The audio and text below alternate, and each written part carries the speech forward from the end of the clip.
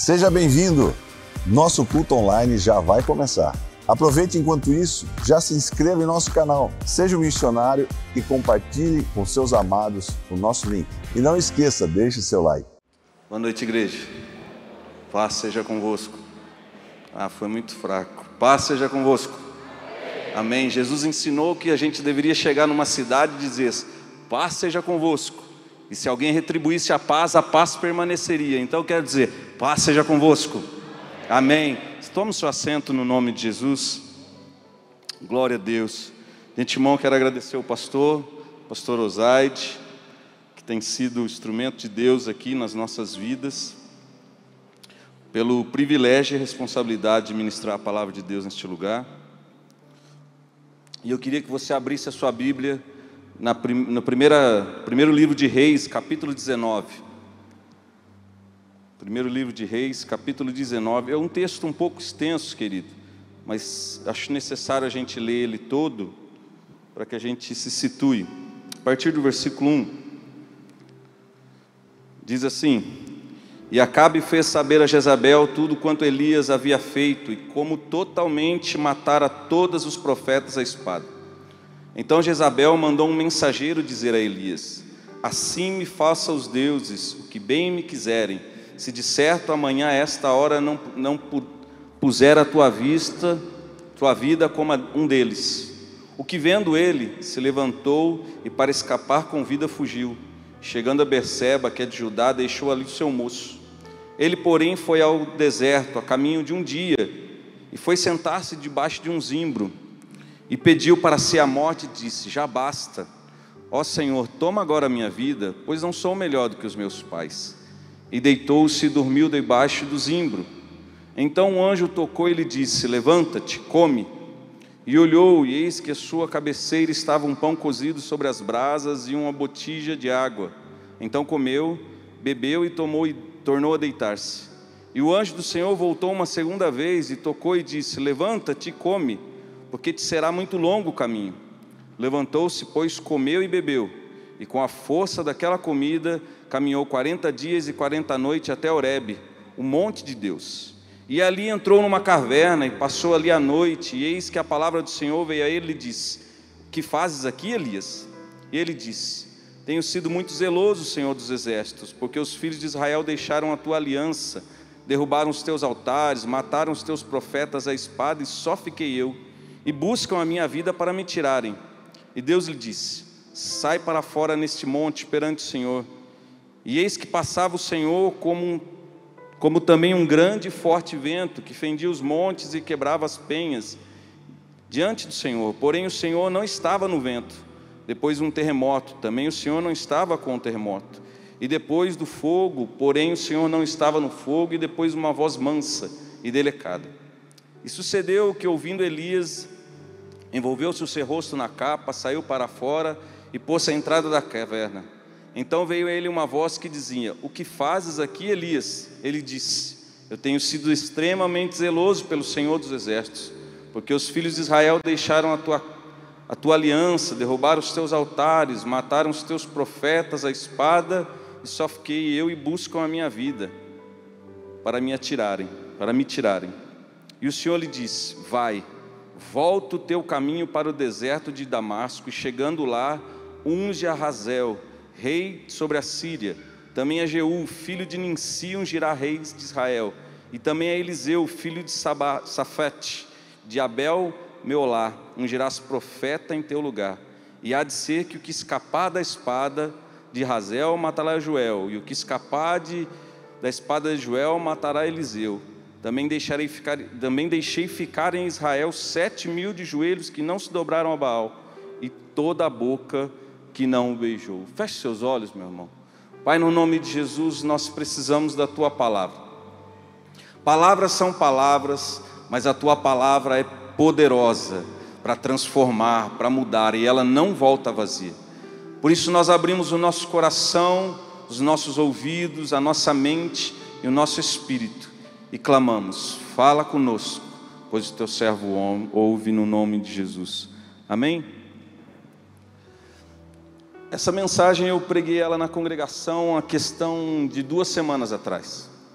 E como a maioria dos pastores aqui, vai chegando o dia da gente ministrar a palavra, não só nesse dia, mas nesse dia em específico, creio que todos nós separamos um tempo para consagrar ao Senhor e ficamos diante do Senhor gritando, clamando: Senhor, dá-nos uma palavra, dá-nos a palavra.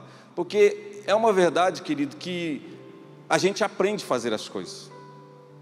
Nós aprendemos a pregar, nós aprendemos a conduzir um culto, assim como alguém que toca o instrumento aprende a fazer o instrumento. Isso é normal e não tem nada de errado nisso, porque o próprio Senhor Jesus disse assim, que o homem bom tira do seu bom tesouro coisas velhas e coisas novas. Deus vai fazendo depósito nas nossas vidas. Cada vez que Deus vai falando comigo e com você, que aquilo vai sendo depositado, e no momento necessário o Espírito Santo pega aquilo e traz à tona. Foi isso que Jesus disse: o Espírito Santo vos fará lembrar das coisas. Então, quando a gente vai alimentando o nosso coração com a palavra de Deus, com a presença de Deus, nos momentos mais complicados e nos momentos que parece que a gente não tem o que fazer, e aonde as nossas forças parecem que não vão resolver, o Espírito de Deus vai lá e puxa, e traz algo novo, algo poderoso. E eu clamava ao Senhor e dizia assim: Senhor, me dá uma palavra, me dá uma palavra. E parecia que não tinha para onde ir, parecia que não tinha para onde ir. Mas o Espírito Santo me fez lembrar desse texto, eu comecei a meditar nesse texto, e o Espírito Santo me disse uma palavra, até brinquei com a minha esposa que não é uma palavra, são 3, né? Ou 2, mas ele me deu uma direção e eu quero trazer, creio que está lá, não sei, como tema da mensagem de hoje, e o tema é: não acabou. Eu queria que você virasse para quem está do seu lado aí, como um profeta Elias aqui, dissesse para essa pessoa assim: ó, não acabou. Fala para quem está do outro lado, fala assim: ó, não acabou. Eu gostei, porque quando a gente começou o louvor, eles cantaram o louvor aqui, esse é o meu testemunho, e uma outra vez que eu ministrei, eu pedi para eles cantar, e eles se lembraram, e esse hino diz assim: não terminou, o melhor de Deus ainda está por vir. Amém, querido? O melhor de Deus ainda está por vir. Mas nesse texto a gente consegue ver algumas coisas, 3 coisas importantes que eu gostaria de ver. O começo do texto cita Elias. Elias é um dos grandes profetas do Velho Testamento, um homem que profetizou e realizou coisas poderosas. Por que o texto começa dizendo que foi dito a Jezabel, uma mulher endemoniada, endiabrada?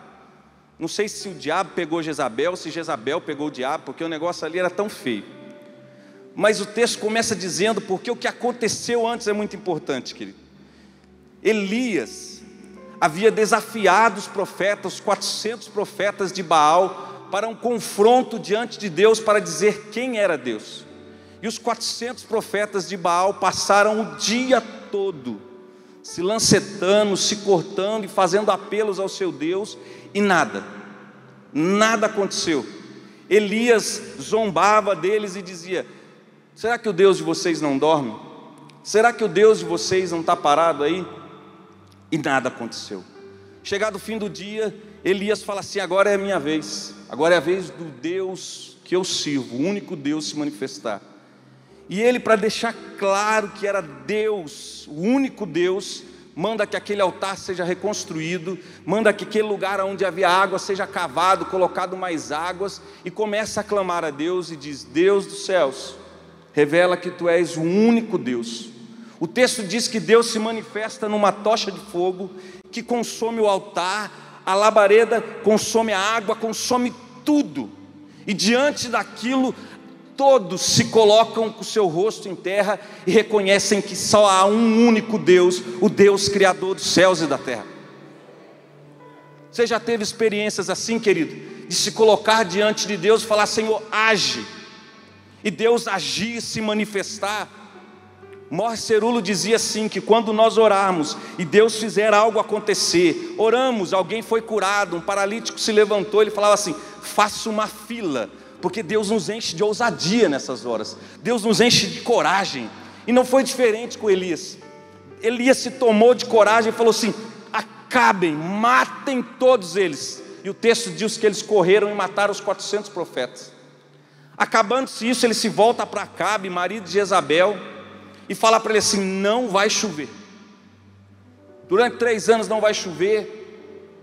E agora aqui nesse finalzinho mais específico, ele fala assim: vai voltar a chover, a chuva vai voltar. Acabe sai correndo e ele vai para o monte, vai para um lugar reservado orar e fala para o seu moço: vai ver se tem chuva. Durante 3 vezes aquele moço vai e não tem nada, e na última ele fala assim: eu vejo uma pequena nuvem do tamanho da mão de um homem. Então ele volta e dá a mensagem para cá: corre porque vem tremenda chuva. O texto aí entra onde nós estamos. O que eu quero dizer aqui para você, eu quero que você guarde isso no seu coração, que a primeira coisa que a gente precisa ver nesse texto que está escrito aqui é que Deus usa pessoas comuns. Sabe por quê, querido? Quando a gente faz esse relato de Elias, de quem é Elias, grandioso, usado por Deus de maneira poderosa, um homem que foi arrebatado vivo e que depois aparece com Jesus lá com Moisés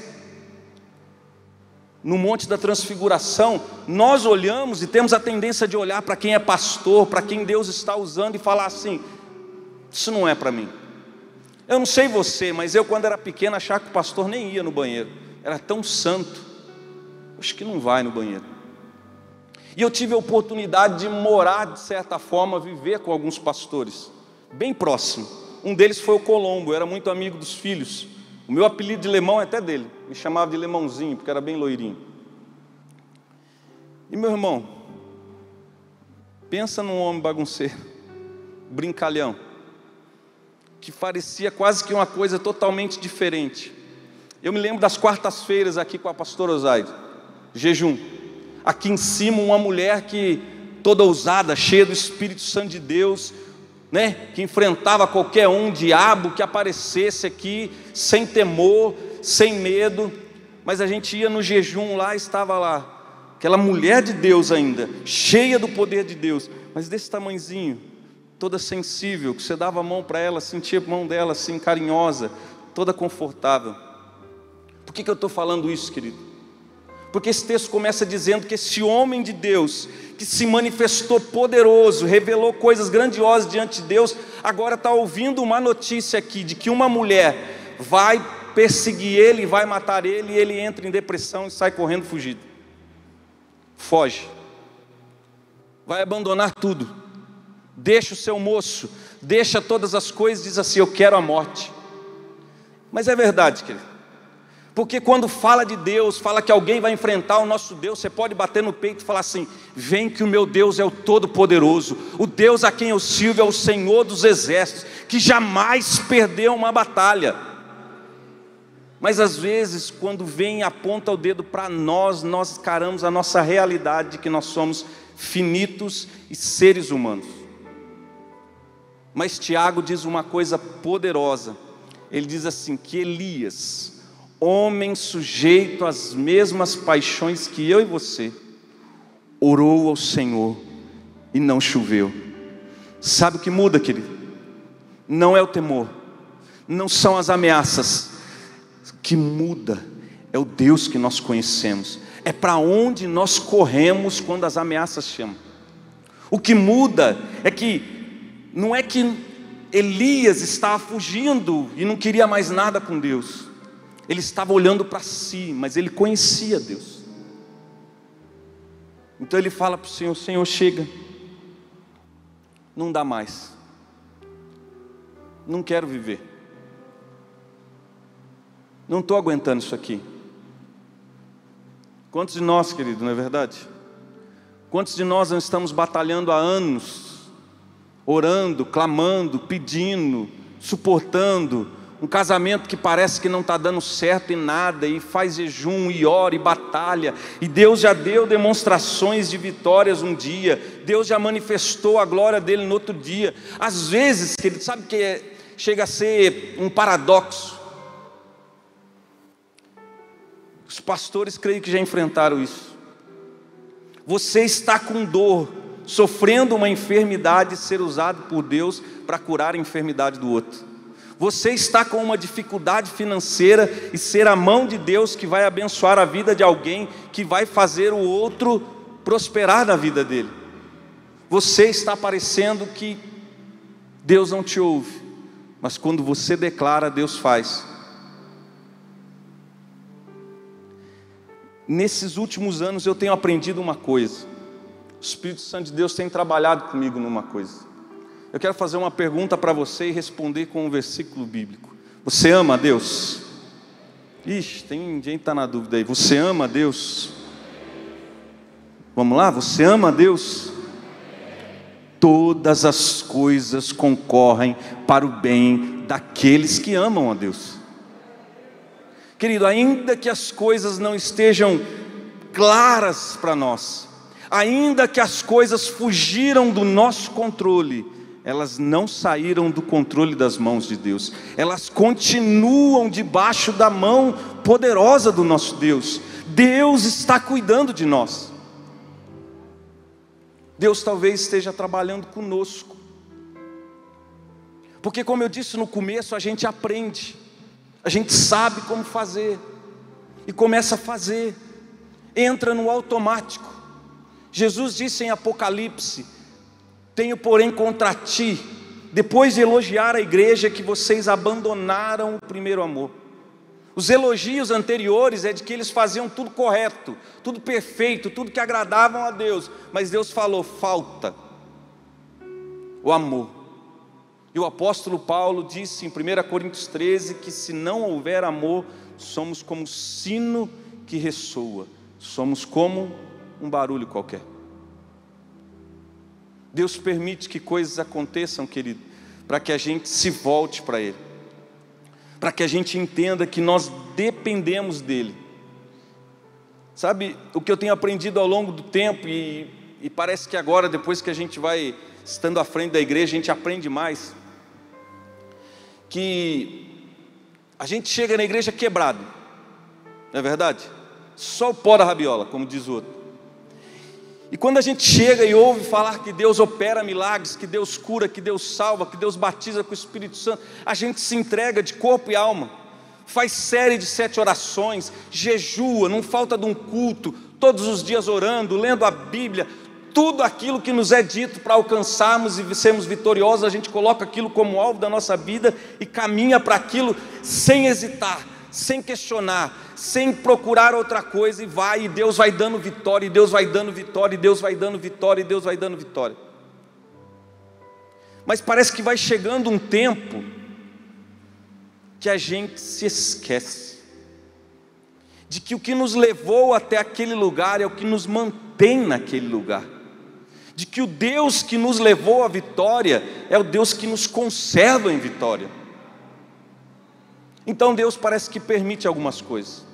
Deuteronômio capítulo 8, a partir do versículo 12 mais ou menos, Deus diz que levou a nação de Israel para o deserto, para provar o coração da nação de Israel, para ver que se o que havia no coração deles era mesmo fidelidade ao Senhor. E ele dizia assim: para que quando vocês houverem chegado à terra prometida, vocês tiverem conquistado casas, famílias, posses, bens, o seu coração não se eleve e você diga: o meu braço conquistou. Então Deus conduziu eles ao deserto. Então a primeira coisa aqui, querido, Deus usa pessoas comuns. 2 Coríntios capítulo 5, versículo 17 diz assim: se alguém está em Cristo, nova criatura é, as coisas velhas se passaram, eis que tudo se fez novo. Quem está em Cristo aqui? Jesus. Você é uma nova criatura, você é um filho de Deus. Mas o texto não para aí, querido. O próximo versículo diz assim: e quem fez todas as coisas foi Deus, e nos constituiu como ministros da reconciliação, como se por meio de nós Cristo estivesse clamando, rogando: reconciliai-vos uns com os outros. Olha para o lado aí dessa pessoa aí, você está sentado perto de um ministro dos céus, uma autoridade de Deus, alguém que Deus quer usar nesse tempo para transformar realidades. Às vezes a gente para, querido, porque a gente olha para o nosso tamanhinho e fala assim: pastor? Como o pastor falou aqui, a gente subestima Deus porque a gente olha para as nossas habilidades, para os nossos feitos, para as nossas capacidades, e diz que Deus quer de você, querido, é um coração, só um coração, Todas as vezes que a gente se aproximar diante de Deus, nós vamos se sentir infinitamente pequenos, porque Ele é grandioso. Foi assim no livro de Isaías, capítulo 6, ele vê Deus, e ele diz assim: ai de mim, que vou perecer. Mas é quando a gente se coloca nesse lugar, como disse o apóstolo Paulo, que clamou 3 vezes ao Senhor, pedindo que Deus tirasse dele limitações que ele achava que atrapalhava a vida dele, e o Senhor falou para ele assim: a minha graça te basta. A graça do Senhor é poderosa, não só para nos resgatar, para nos pôr de pé, para nos conduzir, para nos fazer instrumentos na mão de Deus Todo-Poderoso, para a glória dele. E aí Paulo, entendendo isso, ele fala assim: então eu me gloriarei nas minhas fraquezas, para que a glória de Deus seja exaltada. Deixa Deus te usar, querido.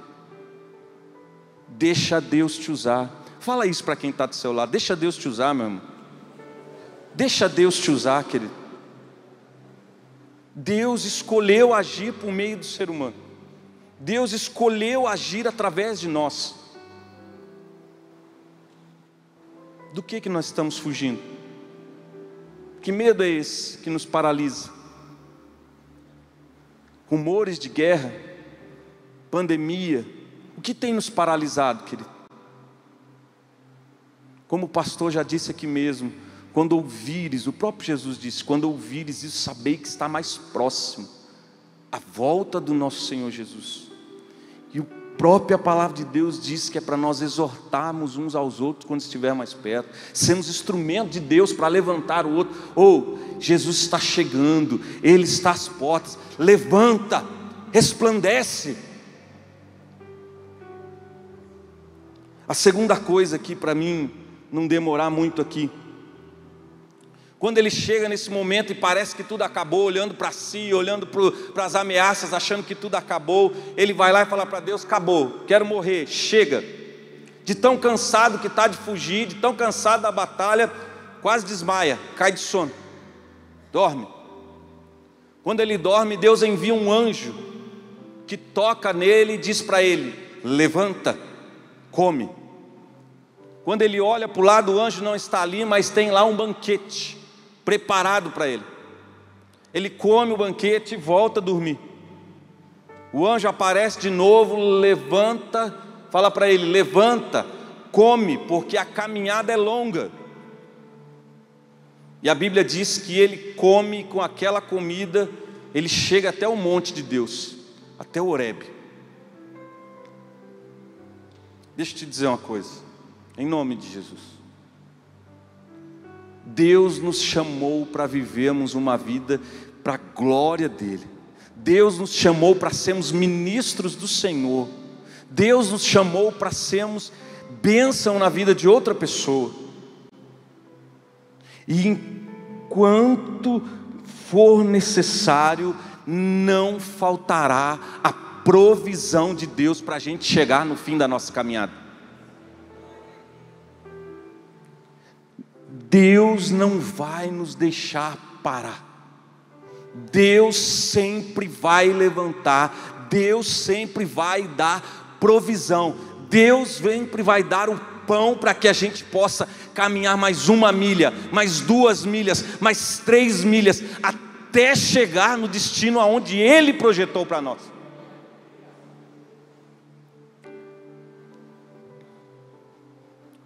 Salmo 73 é um salmo lindo, eu gosto muito. Salmo de Asaf.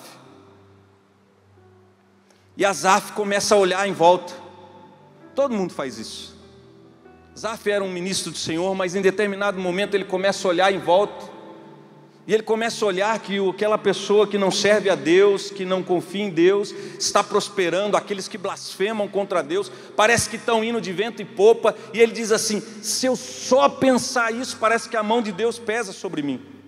Parece que nada vai dar certo, só de eu imaginar isso.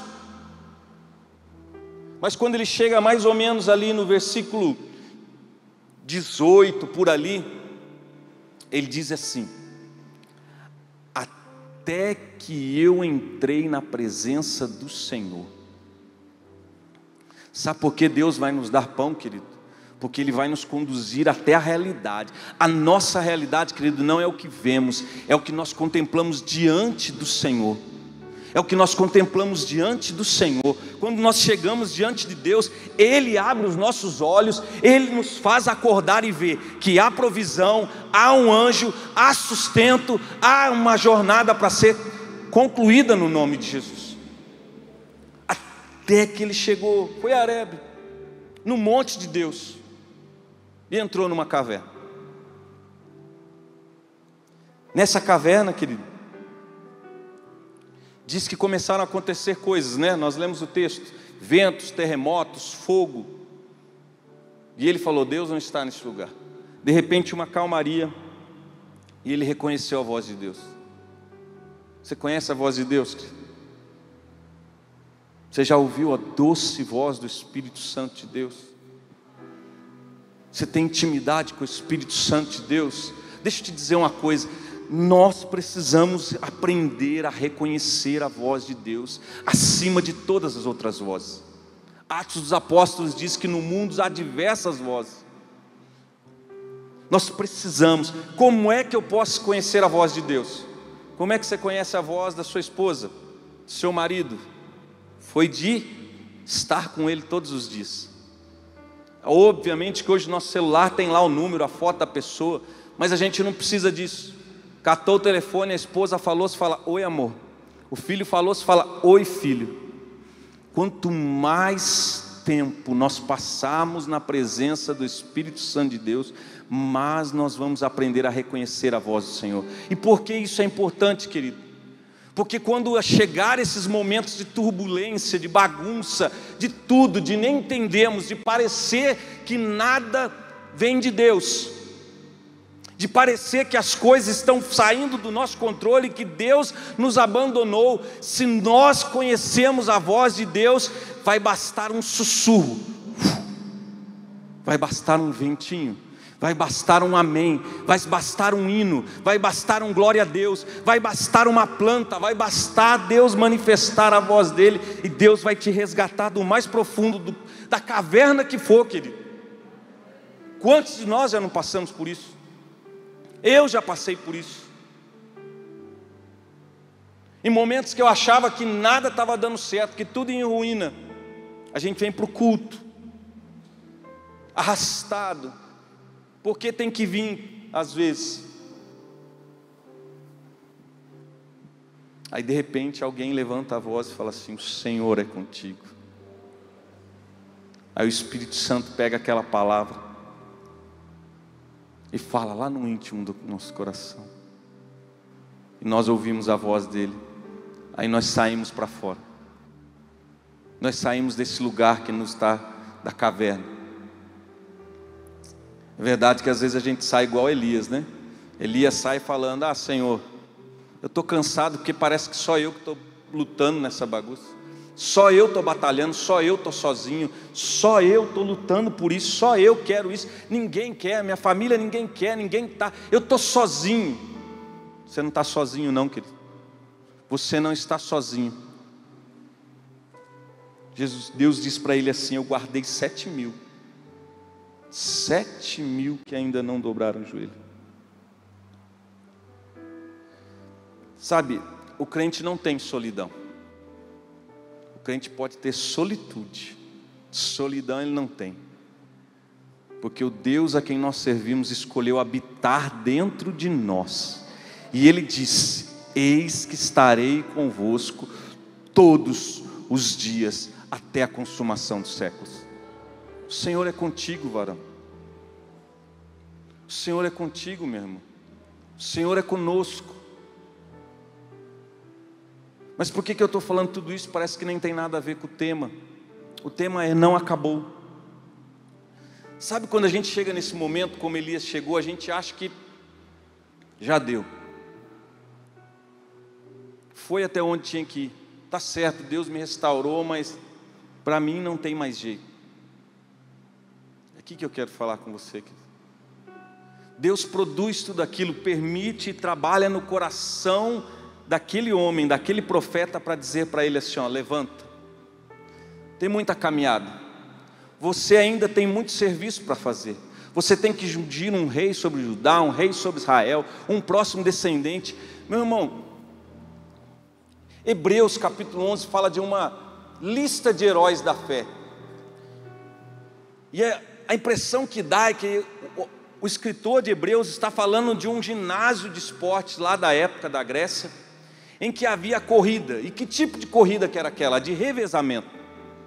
E aqueles homens de Deus que batalharam e venceram pela fé, estão na arquibancada. Noé, Moisés, todos os homens da fé. E eles estão lá, de pé, olhando a minha e a sua corrida e falando: vai em frente, nós vencemos, você vai vencer, não acabou, Deus vai nos dar essa vitória. E quando a gente chega no capítulo 12, no versículo 1, ele fala assim: porque estamos rodeados de tão grande nuvem de testemunhas, livremos de todo embaraço, de todo peso e de todo pecado que tenazmente nos assedia, e corramos a carreira que nos está proposta. Meu irmão, não acabou. Aquele que começou a boa obra há de completar até o dia de Cristo. Pastor, mas parece que eu não consigo vencer nada disso. É porque não acabou, querido. É porque Deus quer te usar desse jeito mesmo. É porque Deus quer manifestar a glória dele. É porque Deus quer que o nome dele seja glorificado. É porque Deus quer que você passe o bastão para a outra geração, que o pai passe para o filho, o esposo para a esposa, os pastores para os próximos líderes. Não sei quanto tempo eu tenho ainda, mas eu queria que você se colocasse de pé no nome de Jesus.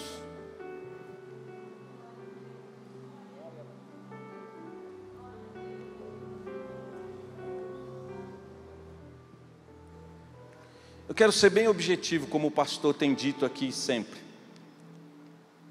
Eu sei que o Espírito Santo talvez está mexendo no seu coração e te fazendo lembrar de algo desse tempo, talvez da sua família, talvez estou vendo os meninos aqui que jogam futebol, né? A congregação também tem um menino lá que, graças a Deus, agora arrumou um clube, está jogando, mas que passou esses últimos 2 anos sem clube, aí desesperado, e a idade vai chegando, né, para vocês, vai ficando cada dia mais, parece que não vai acontecer, né? Mas 2 dias depois de eu pregar essa mensagem para ele, ele lembrou de um técnico dele, de um outro clube. E ele falou: será que eu ligo ou não ligo para ele? E com aquele medo de ligar, ser introduzido. Mas ele falou assim: já não tenho não, vou ligar. Ligou para ele. E na semana passada esse técnico foi contratado em um outro time, que já tinha 2 meias lá, é a posição dele. E aquele técnico falou: não, eu quero ele. Eu quero ele. Quero ele. Eu não sei o que você acha que já acabou, querido. Eu não sei o que você está pensando em desistir. Talvez do seu casamento. Talvez você está falando assim: não, já foi. Talvez até de servir a Deus. Talvez da sua carreira, do seu sonho. Talvez você batalhou e agora você fala assim: não tem mais jeito. Eu quero te dizer como Deus falou comigo: não acabou. Não acabou, querido.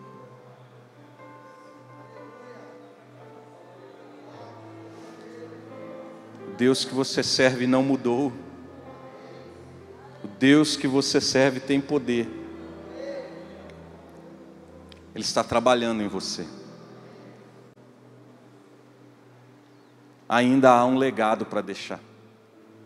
Ainda há muita lenha para queimar. Mas deixa eu, como eu falei, como o pastor sempre fala, eu quero ser bem objetivo. Eu sei que quando a gente prega assim, às vezes, né, a gente traz tudo para o que nós faltamos. Então quem não tem namorada pensa: eu vou conseguir. Eu estou com 45, mas eu vou conseguir. Deixa eu te dar uma notícia: eu casei com 39, então há esperança, meu irmão. Fica tranquilo. Talvez você está batalhando aí por alguma coisa desse tempo e parece que não vai acontecer. Eu não quero jogar água fria, mas eu quero te dizer uma realidade. E eu quero que o seu coração esteja no lugar certo, com a expectativa correta. pode ser que os nossos planos nesse tempo não se cumpram e se frustrem. Pode ser que os nossos projetos não aconteçam.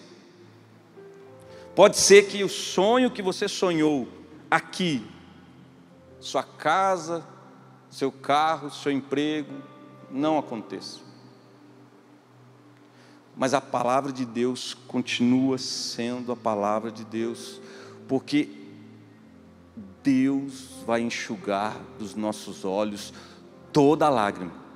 A promessa que Deus fez, que nunca falhará, é que um dia Ele voltará para nos buscar, para nos remir, para nos restaurar, querido. Eu estou falando isso para você não olhar para isso e falar, mas não está acontecendo, Deus me abandonou. Deus não mudou de plano. Jesus foi para o céu para preparar um lugar para mim e para você. Se não fosse assim, Ele não teria dito.